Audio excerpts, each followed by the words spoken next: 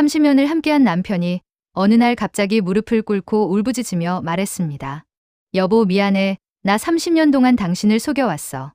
여러분, 만약 30년을 함께한 남편에게 상상도 못한 비밀이 있었다면 어떻게 하시겠습니까? 오늘의 주인공은 58세 정미영 씨와 61세 남편 박준호 씨입니다.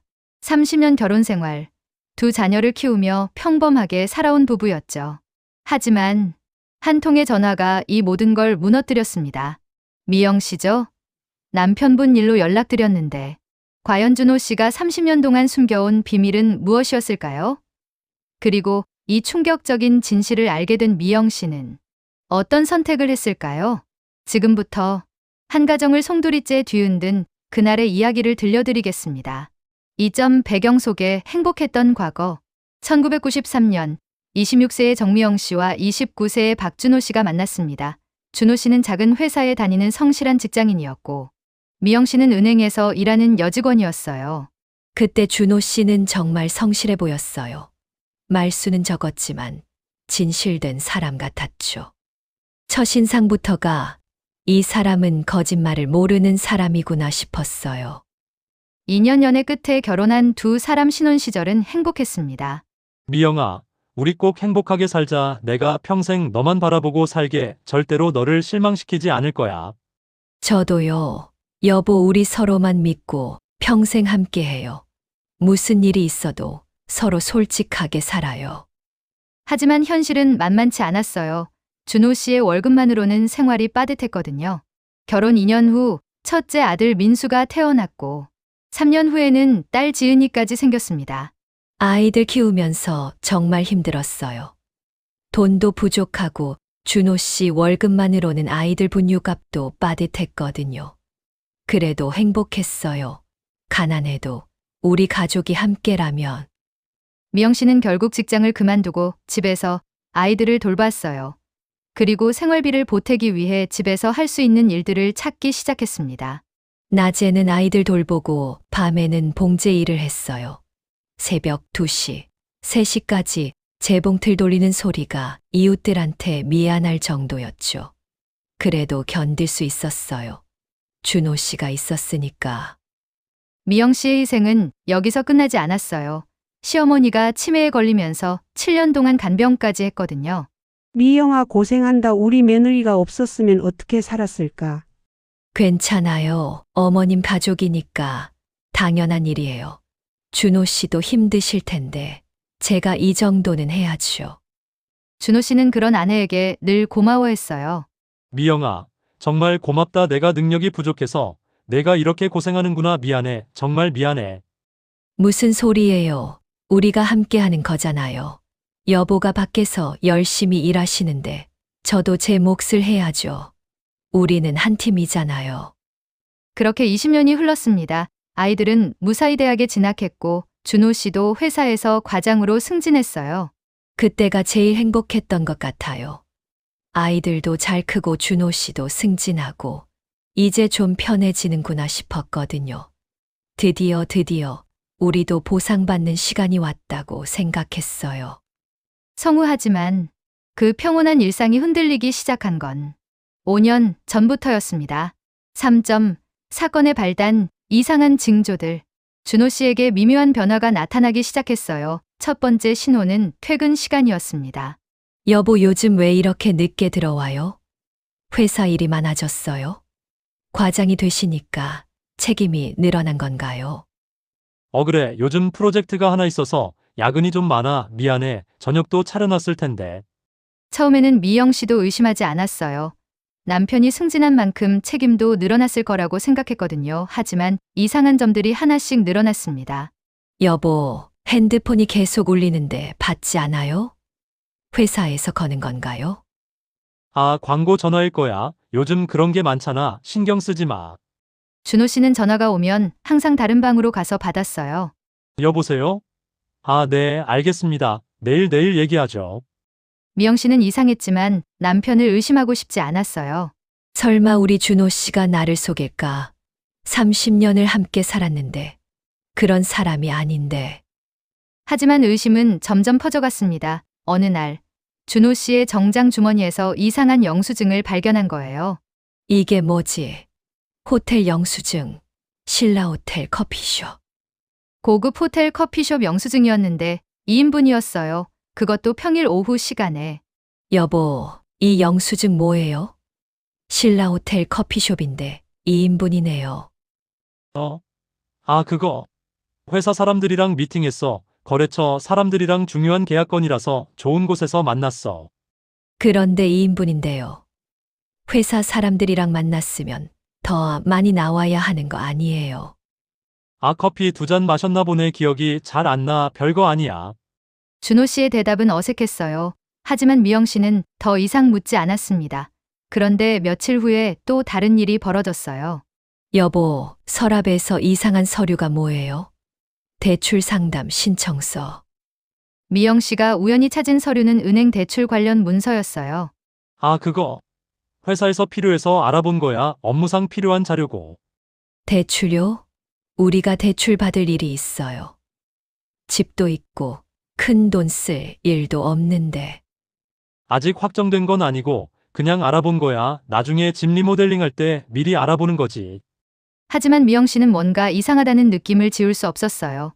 남편의 행동이 예전과 너무 달랐거든요. 여보가 요즘 이상해. 핸드폰도 숨기고 늦게 들어오고 서류도 숨기고 무슨 일이 있는 걸까? 그런 어느 날 결정적인 사건이 일어났습니다. 준호 씨가 샤워하는 동안 핸드폰에 전화가 왔어요. 여보, 전화 왔어요. 중요한 전화 같은데. 하지만 준호 씨는 샤워 중이라 듣지 못했어요. 전화가 계속 울리자 미영 씨는 대신 받기로 했습니다. 여보세요? 박준호 씨 댁 맞나요? 박준호 씨 맞으시죠? 금융감독원 금융소비자 보호처인데요. 중요한 사안으로 연락드렸습니다. 금융감독원이라는 말에 미영 씨는 깜짝 놀랐어요. 금융감독원요. 무슨 일로? 저는 부인인데요. 죄송합니다만 개인정보 보호상 본인이 아니시면 말씀드리기 어려운 사안입니다. 준호 씨께 직접 연락드리겠습니다. 전화는 그렇게 끊어졌지만 미영 씨의 머릿속은 복잡해졌어요.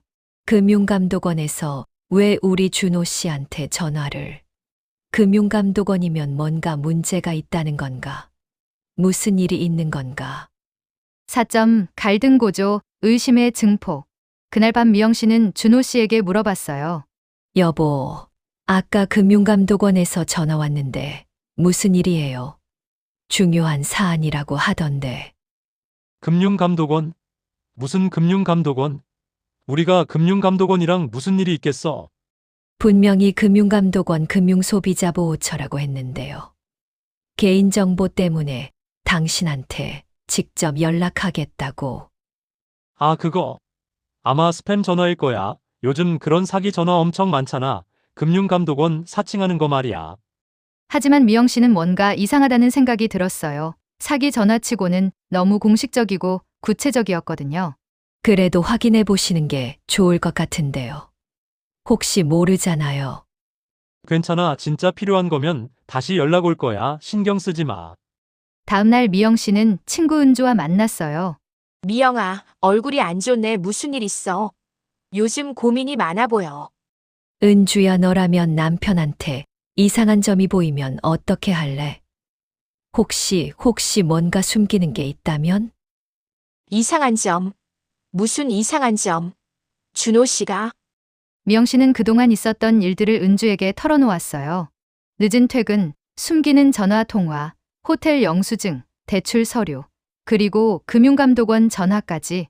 그거 좀 이상하긴 하네. 특히 금융감독원 전화는 보통 문제가 있을 때 연락하는 거 아니야. 미영, 나도 그렇게 생각해. 하지만 30년을 함께 산 사람인데 설마 나를 속일까? 미영아, 요즘 세상에 30년이 뭐야? 혹시 모르니까 한번 확인해 보는 게 좋을 것 같은데. 모르는 게 약이 아닐 수도 있어. 은주의 말에 미영 씨는 더욱 불안해졌어요. 집으로 돌아온 미영 씨는 준호 씨를 더 자세히 관찰하기 시작했습니다. 여보, 오늘도 늦게 들어와요? 어디서 뭘 하시는 거예요? 오늘 좀 일이 있어서 야근이야. 무슨 일인데요? 구체적으로 어떤 프로젝트인지 말씀해 주세요. 뭐 별거 아니야. 그냥 프로젝트 관련해서 복잡한 얘기야. 준호 씨의 대답은 항상 모호했어요. 그런 어느 날 미영 씨는 우연히 이웃김 아줌마를 만났습니다. 김미영 씨 남편분 요즘 어떠세요? 바쁘시나 봐요. 네. 왜요? 무슨 일이라도. 아, 그냥 며칠 전에 낮에 집 앞에서 보니까 조금 이상해서요. 미영 씨는 깜짝 놀랐어요. 낮에요? 우리 남편을 낮에 봤다고요? 언제요? 네, 화요일 오후 2시쯤? 택시에서 내리시더라고요. 그런데 여자분이랑 함께 계시던데? 미영 씨의 머릿속이 하얘졌어요. 여자분이요. 어떤 여자분이요. 네, 30대 정도로 보이는 꽤 예쁜 분이었어요. 정장 입고 혹시 친척분인가 싶어서 아니면 직장 동료분인가요? 미영 씨는 아무 말도 할 수 없었어요. 화요일 오후 2시 준호 씨는 분명 회사에 있어야 할 시간이었거든요. 아, 내 친척의 거예요. 그런가 봐요. 하지만 미영 씨는 어떤 친척인지 전혀 모르겠었어요. 그날 밤 미영 씨는 준호 씨를 추궁했습니다. 여보, 화요일에 낮에 집에 왔었어요? 2시쯤에 화요일? 아니 왜? 무슨 일로? 김 아줌마가 봤다고 하시는데요. 여자분이랑 함께 택시에서 내리는 걸 봤다고. 준호 씨의 얼굴이 순간 굳어졌어요. 아, 그거. 회사 후배가 이 근처에 볼 일이 있어서 같이 온 거야. 회사 후배요? 여자 후배가요? 그런데 왜 집까지 와요? 그래, 신입사원인데 이 근처 거래처에 서류 전달할 일이 있어서 내가 길 안내를 해준 거야. 하지만 미영 씨는 준호 씨의 설명이 이상했어요. 그럼 왜 집까지 와요? 거래처에 바로 가면 되잖아요. 그리고 회사에서 나왔으면 나한테 연락이라도. 그게 길을 잘 몰라서 내가 알려주려고 급한 일이라서 연락 못했어. 준호 씨의 변명은 점점 더 어색해졌어요. 미영 씨는 더 이상 참을 수 없었습니다. 여보, 정말 나한테 숨기는 거 없어요? 솔직히 말해주세요. 뭔가 이상해요. 숨기는 거? 뭘 숨겨? 나는 미영이한테 숨기는 거 없어. 왜 이렇게 의심해?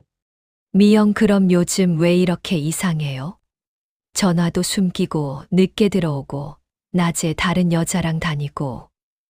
준호 이상하다는 게 무슨 말이야?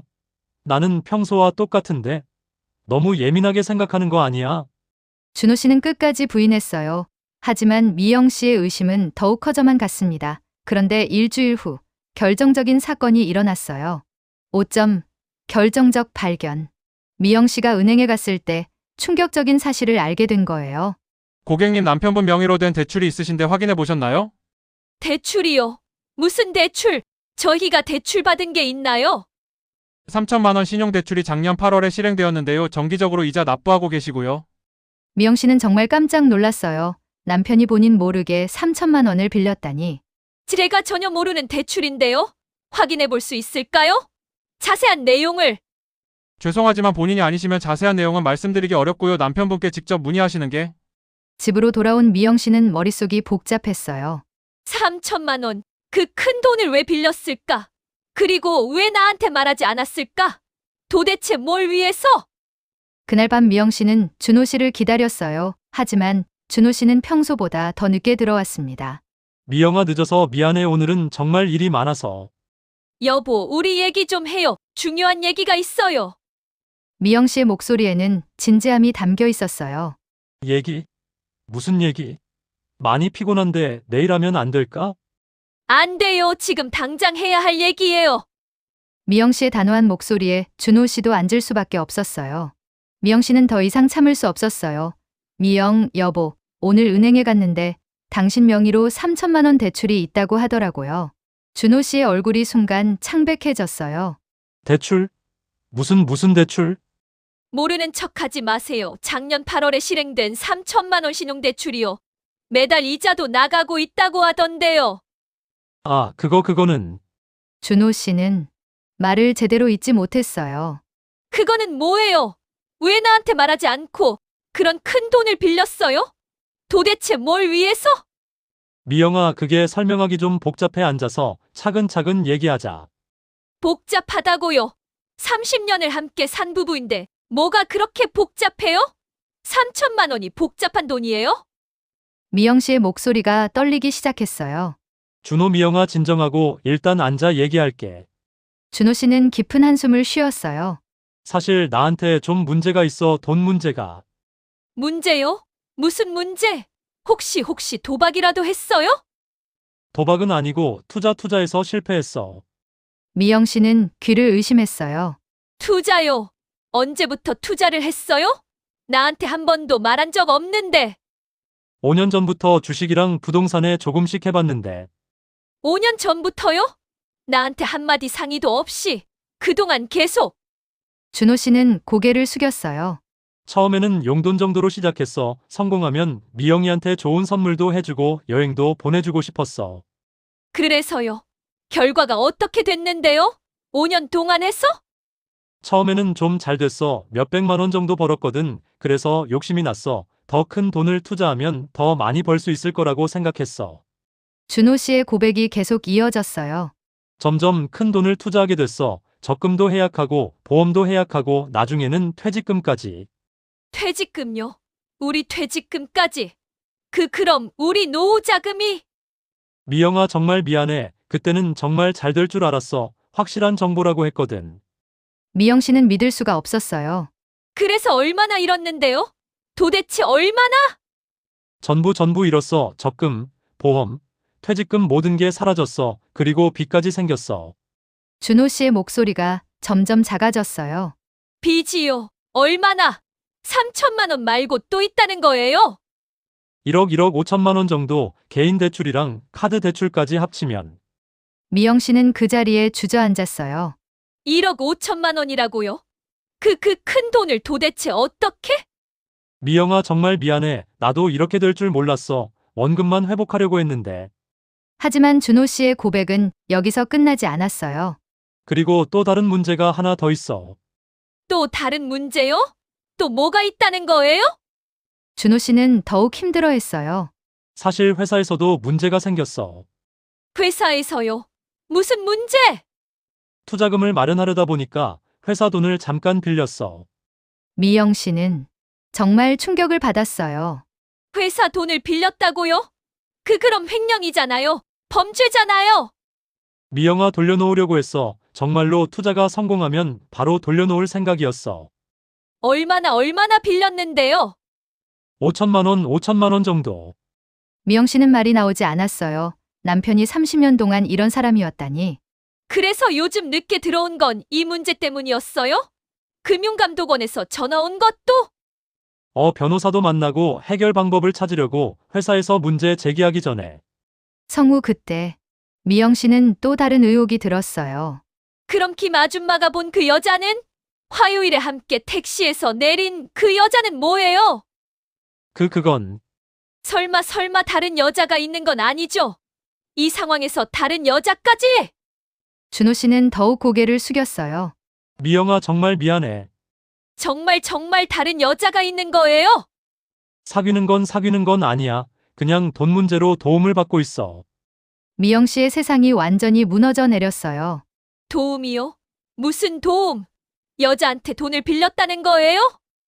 그 사람이 사업을 하는데 내가 일을 도와주면 돈을 빌려준다고 이자도 낮게. 그래서 그 여자와 자주 만나는 거예요? 낮에 몰래? 미영아, 정말 다른 감정은 없어. 그냥 돈 때문에 어쩔 수 없이. 하지만 미영 씨는 더 이상 듣고 싶지 않았어요. 30년을 함께 살면서 이런 식으로 나를 속였다고요? 미영아, 정말 미안해. 나도 이렇게 될 줄 몰랐어. 미영 씨는 눈물을 참을 수 없었어요. 내가 그동안 뭘 위해 살아왔는지 모르겠어요. 당신을 믿고 당신만 바라보고 살았는데 밤낮 없이 일하면서 가정을 지켰는데 이게 내가 받을 대가예요. 미영아, 한 번만 용서해줘. 내가 꼭 해결할게. 용서요? 1억 5천만 원 빚의 횡령에 다른 여자까지 이걸 어떻게 용서하라고요? 30년 결혼 생활이 다 거짓말이었다는 거잖아요. 7점. 절망과 분노의 폭발. 성그날 밤 미영 씨는 한숨도 잘 수 없었어요. 30년 정말 30년을 헛살았구나. 내가 얼마나 바보였을까. 이런 사람과 평생을 살았다니. 다음 날 아침 미영 씨는 큰아들 민수에게 전화를 걸었어요. 엄마, 왜 이렇게 일찍 전화를 목소리가 이상한데요? 우셨어요? 민수야, 엄마가 너한테 말할 게 있어. 아버지, 아버지 일로. 미영 씨는 어제 있었던 일들을 아들에게 모두 털어놓았어요. 5년간의 투자 실패, 1억 5천만 원의 빚, 회사 돈 횡령, 그리고 다른 여자까지. 엄마 그게 정말이에요? 아버지가 1억 5천만 원이라고요? 민수야 엄마도 믿어지지 않아 하지만 아버지가 직접 인정했어. 횡령까지요? 그럼 아버지가 범죄자가 되는 거잖아요? 민수는 충격을 받았어요. 엄마 일단 제가 내려갈게요. 지은이한테도 연락할게요. 민수야 아버지한테는 내가 안다고 말하지 마. 엄마가 먼저 정리하고 싶어. 그날 오후 미영 씨는 친구 은주를 만났어요. 미영아, 정말 그런 일이 1억 5천만 원이라고. 은주야, 나 정말 어떻게 해야 할지 모르겠어. 30년을 함께 살았는데 이 사람이 이런 사람이었다니. 미영아, 너무 충격받지 마. 일단 차근차근 정리해야지. 정리라니 뭘 어떻게 정리해. 1억 5천만 원이면 우리 집까지 팔아야 할 거야. 그것도 모자랄 수도 있어. 미영 씨는 절망에 빠져 있었어요. 내가 뭘 잘못했길래 이런 일이 밤낮 없이 일하면서 가정을 지켰는데 시어머니 간병하면서도 이게 내가 받을 대가야? 미영아, 내 잘못이 아니야. 준호 씨가 잘못한 거지. 하지만 결국 나도 같이 무너지는 거잖아. 애들한테도 어떻게 설명해야 할지. 아버지가 범죄자라고. 그날 저녁 준호 씨가 집에 들어왔을 때 미영 씨는 이미 짐을 싸고 있었어요. 미영아 뭐해? 왜 짐을 싸? 어디 가려고? 당신과 더 이상 같이 살 수 없어요. 미영아 제발 한 번만 기회를 줘. 내가 다 해결할게 어떻게든. 해결이요? 1억 5천만 원을 어떻게 해결해요? 횡령한 돈은 또 어떻게 하고요? 감옥 갈 수도 있는 거 아니에요? 준호 씨는 무릎을 꿇고 울기 시작했어요.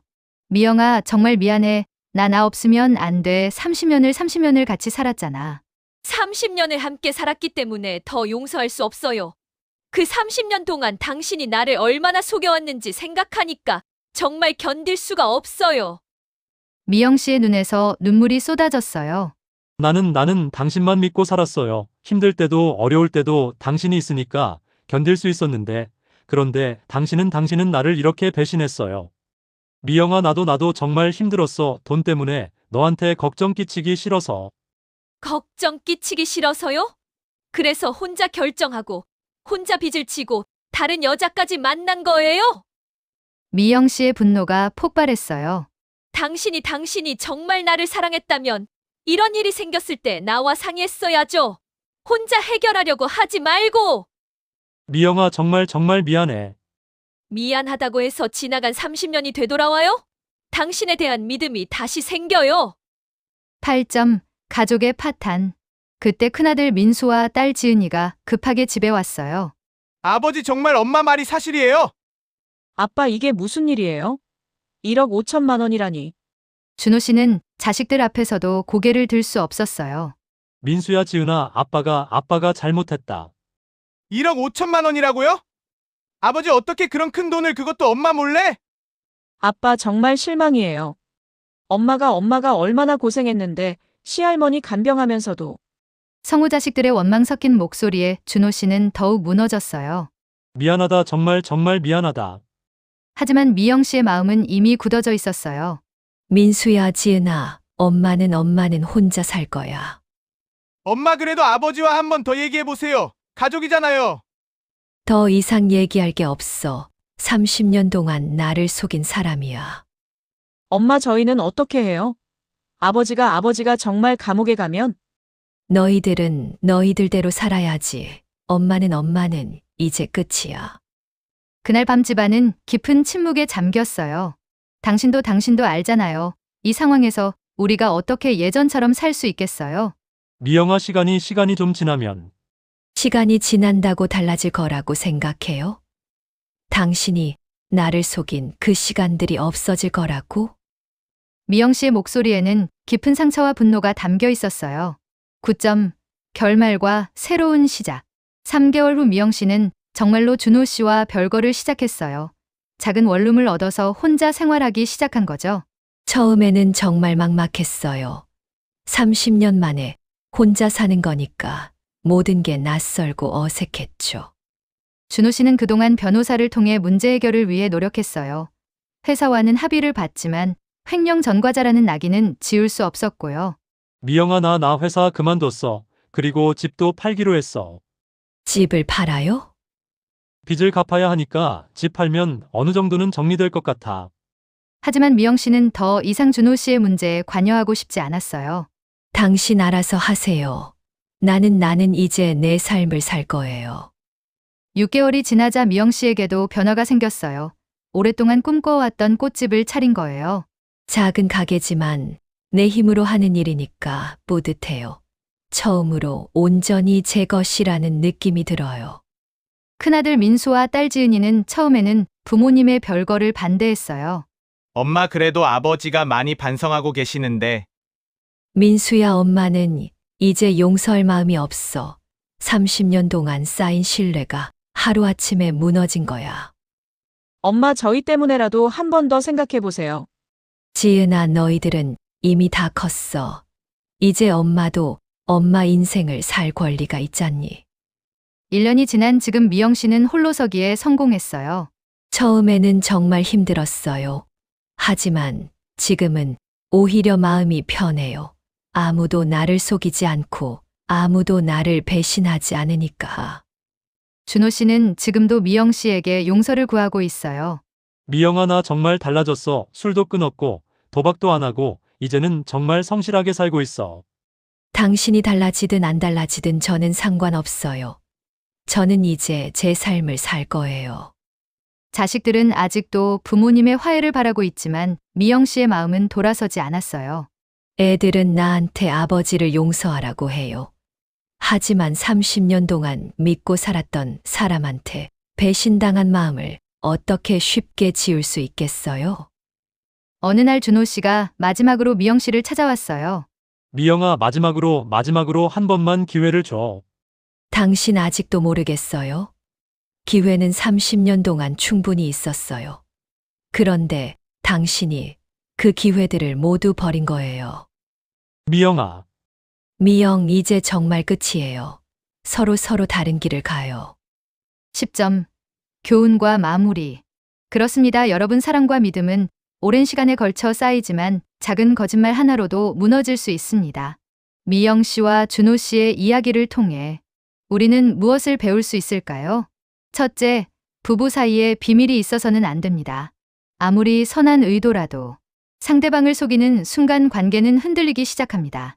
둘째, 경제적 문제든 다른 문제든 혼자 해결하려 하지 마세요. 부부라면 함께 고민하고 함께 해결해야 합니다. 셋째, 한 번 깨진 신뢰는 다시 회복하기 어렵습니다. 그러니 평소에 서로를 속이지 말고 솔직하게 살아야 합니다. 여러분, 오늘 집에 가시면 배우자에게 물어보세요. 당신, 나한테 숨기는 일 없지? 그리고 여러분 자신에게도 물어보세요. 나는 내 가족에게 솔직한가? 사랑하는 사람을 믿고 사랑하는 사람에게 믿음을 주는 것. 그것이 진정한 부부의 모습이 아닐까요?